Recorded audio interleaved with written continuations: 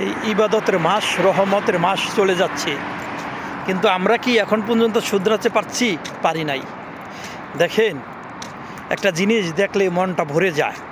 যখন এই রোজার মাসে আজান দেয়, আসরের আজান, দুহুরের আজান, মাগরিবের আজান, এই যে 5 ওয়াক্ত নামাজ পড়ার জন্য আমরা যারা মসজিদে যাই, এখন করলে মসজিদটা ভরে যায়।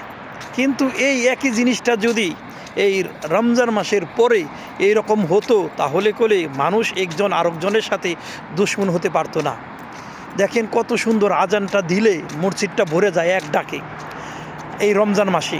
কিন্তু এই জিনিসটা যদি আমরা এই ঠিকই কাজটা যদি এই রমজান মাসের পরে করি, মসজিদে যাই ঠিক মতো, তাহলে করে সকলের মনটা ভরে যায়। তাই মসজিদে যাই যখনই, তখন মনে হয় যে দেখেন এখন মুসল্লির অভাব নাই, এত মুসল্লি মসজিদে। কিন্তু রোজার মাসটা শেষ হয়ে গেলে মুসল্লি খুঁজে পাওয়া যায় না, খুঁজে পাওয়াটাই মুশকিল পড়ে যায়। মুসল্লি ধরবার গেলে সৈন্যের কোটায় নেমে আসে এই রমজান মাস শেষ হইলে।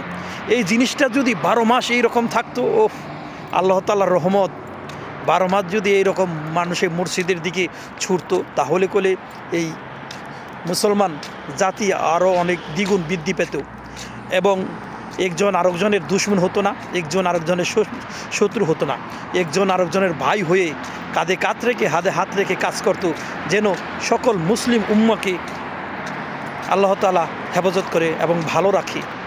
এই দোয়া করি, সকলের জন্য শুভকামনা রহিল। কথাগুলো যদি ভালো লেগে থাকে, এখন বাজে রাত 2টা, যদি ভালো লেগে থাকে লাইক, শেয়ার, কমেন্ট করবেন।